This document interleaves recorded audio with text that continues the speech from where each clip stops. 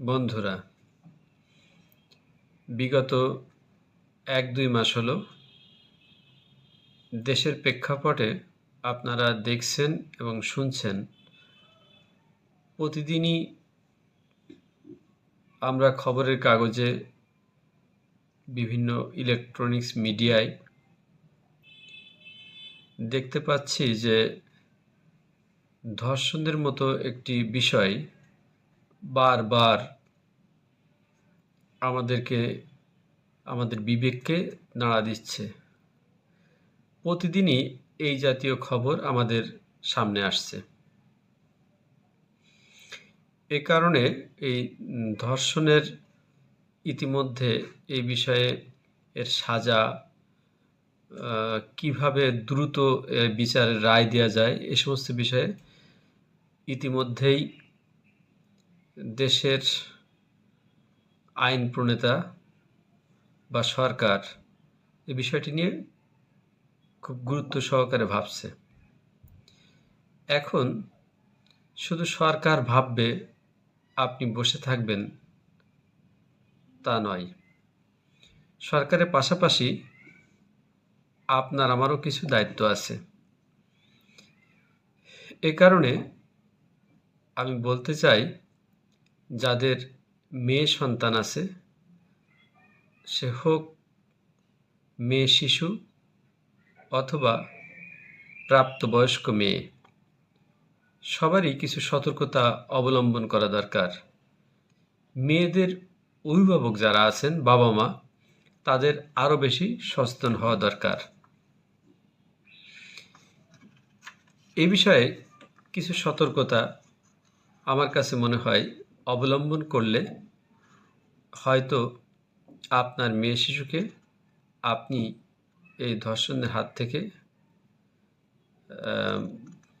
বাঁচাতে পারেন। 7টি সতর্কতা বার্তা আমি দিতে চাই। এই 7টি সতর্কতা বার্তার ভিতরে প্রথম বলবো, আপনার মেয়ে শিশু তাকে শেখান, কেউ তাকে একা একা কোথাও ডেকে নিতে চাইলে সে যেন না করে, অর্থাৎ সেখানে না যায়।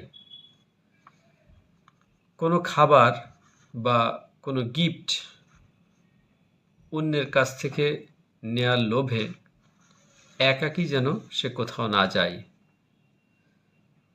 আপনার মেয়েকে একা একা কারো বাসায় পাঠাবেন না। যদি আপনার মেয়ের কোনো বান্ধবী থাকে, সেই বান্ধবীর যদি প্রাপ্তবয়স্ক ভাই থাকে, তাহলে সেই বান্ধবীর বাসায় একা একা পাঠাবেন না। অভিভাবক ছাড়া আপনার মেয়েকে কোনো সময় পিকনিক, বনভোজন, ভ্রমণ, বন্ধুদের সাথে আড্ডাবাজি এমন জায়গায় যেতে দিবেন না। আপনার মেয়ের জন্য যদি আপনি কোনো টিউটর রাখেন, অর্থাৎ প্রাইভেট টিচার রাখেন, সেই প্রাইভেট টিচারকে আপনার মেয়েকে পড়ানোর জন্য এমন একটা রুম নির্বাচন করুন বা এমন একটা স্থান নির্বাচন করুন যেখান থেকে আপনি নজরে রাখতে পারেন।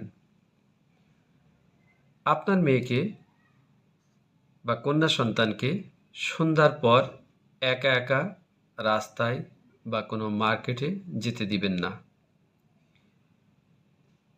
যদি এই কয়েকটি বিষয় আপনি মেনে চলেন বা সতর্কতামূলকভাবে আপনি সতর্কতা অবলম্বন করেন, তাহলে আপনার মেয়ে শিশু হয়তো ধর্ষণের হাত থেকে বেঁচে যেতে পারে। তবে এই 7টি নির্দেশনা মানলেই যে আপনার কন্যা সন্তান ধর্ষণের হাত থেকে বেঁচে যাবে তা নয়। সার্বিকভাবে তার চলাফেরা, তার জীবনযাপন, এগুলো পরিবর্তন করা দরকার। এই জীবনযাপনে যদি শালীনতা আনা যায়, তাহলে এটা থেকে অনেকখানি রেহাই পাওয়া যেতে পারে। প্রকৃতপক্ষে শুধু এই ধর্ষণের জন্য যে মেয়েরাই দায়ী বা কন্যা সন্তানই দায়ী তা নয়।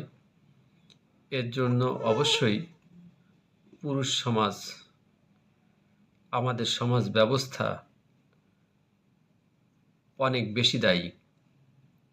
তারপরও যখন আপনি পুরো সমাজ ব্যবস্থাকে পাল্টাতে পারবেন না, যখন আপনি গোটা পুরুষ সমাজের পরিবর্তন করাতে পারবেন না, তখন আপনার কন্যা সন্তানকেই কিছু সতর্কতা বা কিছু পরিবর্তন বা কিছু শৃঙ্খলিত জীবন যাপন, এটাই ধর্ষণের হাত থেকে বাঁচাতে পারে। ধন্যবাদ।